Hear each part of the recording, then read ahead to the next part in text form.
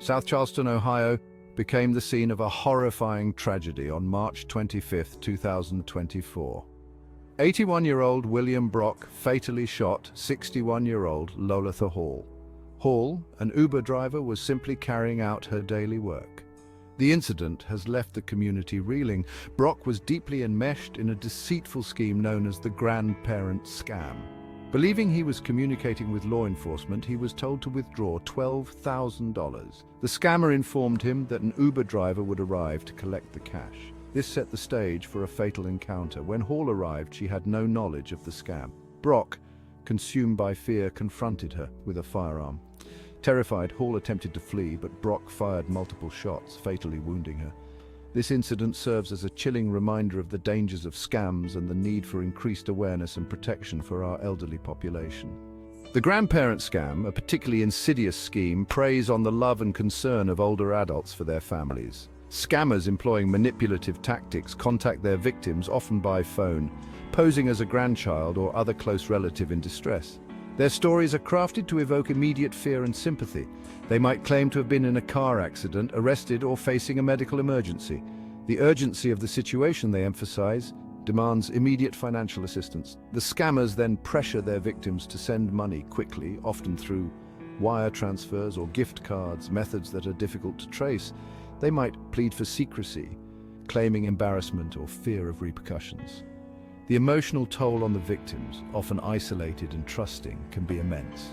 In Brock's case, the scammers expertly manipulated his emotions, leading him to believe that his loved one was in danger and that he was interacting with legitimate authorities. This manipulation ultimately resulted in a tragic and irreversible act. Loletha Hall, a beloved member of the South Charleston community, was tragically caught in the crosshairs of a scam she never knew existed. She was simply working, using the Uber platform to earn a living, when her path intersected with William Brock's. Hall was known for her kindness, her strong work ethic, and her dedication to her family. She was a mother, a grandmother, and a friend to many. Her sudden and senseless death has sent shockwaves through her community and beyond, leaving a void that can never be filled. Her story sheds light on the often overlooked risks faced by gig workers.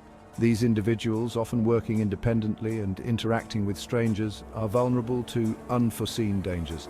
Hall's tragic death underscores the need for improved safety measures and support systems for those in the gig economy. As the investigation into this tragedy continues, one thing is clear. Loletha Hall was an innocent victim, her life cut short by a senseless act fueled by deception and fear. William Brock, trapped in fear. William Brock, now facing serious legal repercussions, finds himself at the center of a heart-wrenching situation. It's crucial to understand the context that led to this tragedy.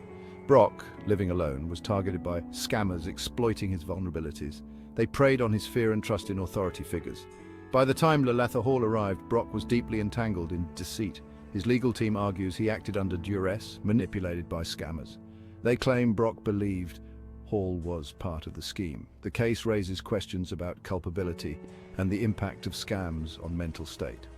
Brock's story highlights the need for greater awareness and protection against scams. Justice and accountability. In the aftermath of the shooting, authorities acted swiftly, arresting William Brock and charging him with murder, assault, and kidnapping. The severity of the charges reflects the gravity of the crime and the irreversible loss of Loletha Hall's life.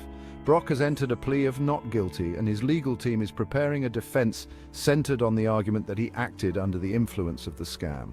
They will likely present evidence of the scammer's communications, highlighting the manipulative tactics used to coerce Brock into believing he was in danger.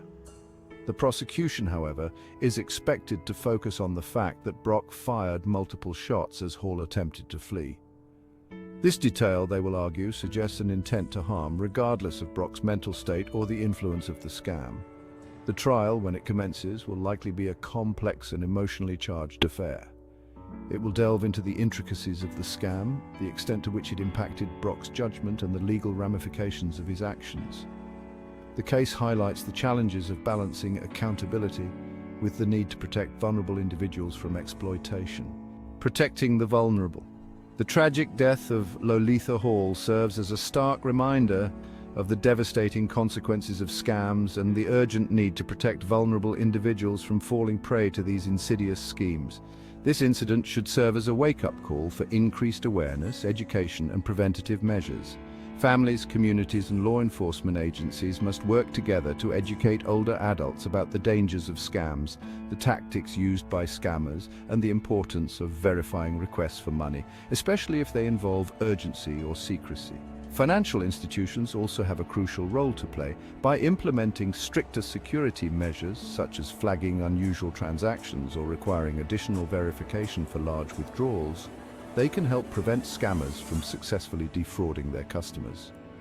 Moreover, technology companies, particularly those operating platforms like Uber and Lyft, where drivers often interact with strangers, should explore ways to enhance safety protocols and provide resources for drivers who may encounter dangerous situations. Ultimately, protecting vulnerable individuals from scams requires a multifaceted approach that involves education, awareness, and collaborative efforts. By working together, we can create a safer environment for our loved ones and prevent tragedies like the death of Loletha Hall from happening again.